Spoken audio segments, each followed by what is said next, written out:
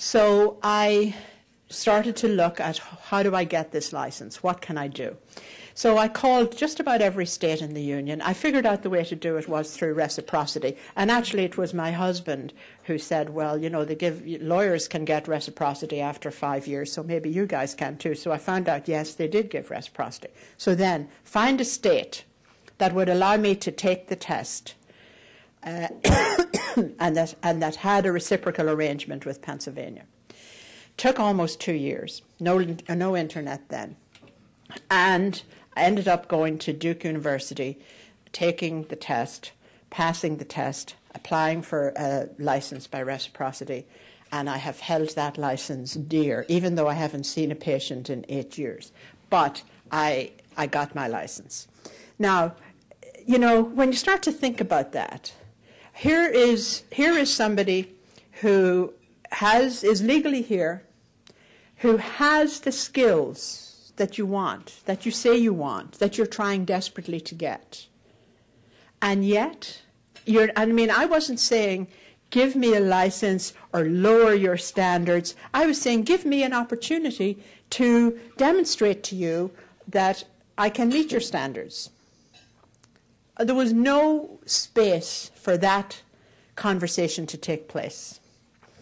And anyway, I went on with my life and had my children and worked and continued. And then in the year 2000, an Irish group in Upper Darby, which is an inner ring suburb of Philadelphia, asked me to come on their board and do some volunteer fundraising for them and to do a little bit of volunteer work in their office. Their office was called the Philadelphia Immigration Resource Center, and I would go in a couple of hours a month. I wasn't doing a whole lot. I was doing a bit better on the volunteer fundraising for them than I was in actually manning the office because I had a job. But I started to hear from people walk in to us who were not Irish, who were Chinese, who were Albanian, who were Korean, who were African, different countries, and they were asking questions that were very basic questions if you want to build a life here. How do I get a social security number? How do I get my children enrolled in school? I need a job. I have a green card. I am here, but I have no access. I can't get any. I mean, they weren't looking for welfare or any services like that, any entitlements, but I need a job. I'm not able to find a job. I need to learn English as a second language. One little lady couldn't speak English herself, somebody had written out for her, her son, the zip codes where her son had 2 jobs, but he had 4 hours or 3 hours between the 2 jobs up in the zip code, way up in northeast Philadelphia. Could I help them find, she would like him to do English as a second language between jobs. Could I find him a class to take? Now, how hard is that, you would think, in 2000, beside the great city of Philadelphia? Well, let me tell you, hard. I spent weeks trying to get that information. I called everyone. I followed up. I was relentless. It just got a hold of me. You know, do you ever get something that just gets you and you say, this is crazy. Come on. This is America. This is the immigrant mantra. This is America. You can do better than that. Come on. This is not Ballybay. Let me get me this information. And it caught my attention. And I remembered back to how hard I had to work to get my license, and I spoke English. And I had a husband who had a job, you know, so it wasn't like I was in pretty good shape in many ways. And I thought, I can't believe that this is the reality here. This is what's going on. So after some time of grappling with these kinds of issues, I didn't know enough about immigrant service providers in the region to know who was who or what to do. So I thought we need to get that information. And nobody that I talked to knew either. They could say, oh, there's the 4 big ones: Catholic Social Services, HIAS, there's Hebrew Immigration Aid Society, Nationality Services Centre, Lutheran Children and Family Services. Beyond that, nobody knew anything. And I would call each one of these folks and say, do you have any listing of the English of second language? Oh, no, but I know that we have one, but it's closed now. It closes for the summer, or whatever. You know, this is the kind of information you were getting back. And I thought, this is nuts. We can do better than this, and we need to understand this. So we gathered, as I say, I like good data. And so how do you get this? So we put together a list of all of we did some work to get the list of all the immigrant service providers in the area.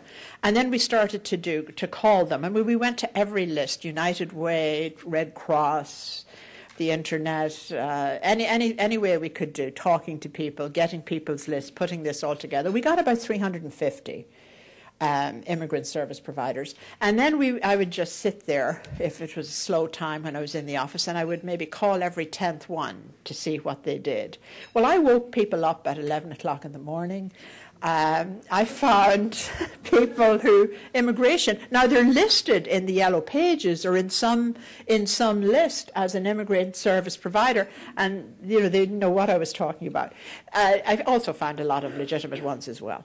So it was very clear that we needed to do something about this, that these folks were here, they were here legally, and they needed to be able to access the information that they needed to integrate into this very sophisticated and fast-paced society. So we then went a little further and did a survey and found out what all of these services were doing, what their services were. And we discovered that there were services to help refugees with job placement. There were no services at all to help those who were not refugees. And of the numbers of immigrants coming in, or the numbers of foreign-born, shall we say, coming in, a very small percentage are refugees. The rest are much more come in through family reunification, through H-1B, through all kinds of other ways. And so we found that there were gaps, major gaps in service, and much duplication of service, and unbelievable fragmentation of service, and that people were not giving each other, connecting, keeping this information, connecting with each other with this information. So, excuse me. So I also come from a world where I believe very strongly that nobody thrives without a job, and that so you need to have a job, you need to get a job, but somebody has to create the job. And so how does that happen in Philadelphia? How does that happen in our region? How do we see that?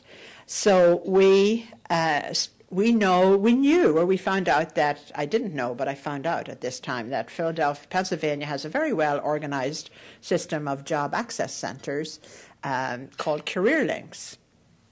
And so I visited some of them to see how they would help some of the people that were coming in to me asking to take a job. Well, it was a black hole. It was a black hole.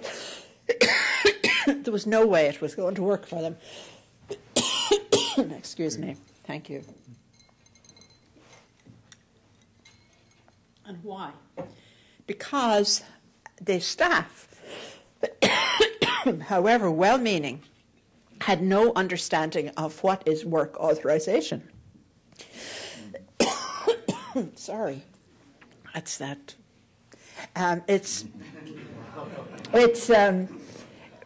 They knew about green cards and they knew about citizenship, but there are about 18 other forms of completely legal work authorization. And they didn't know that or understand that. So if you didn't come in with a green card, if you didn't come in with your citizenship papers, you were illegal and not eligible for their services. That was one thing. The other thing was that English, the barrier of limited English proficiency,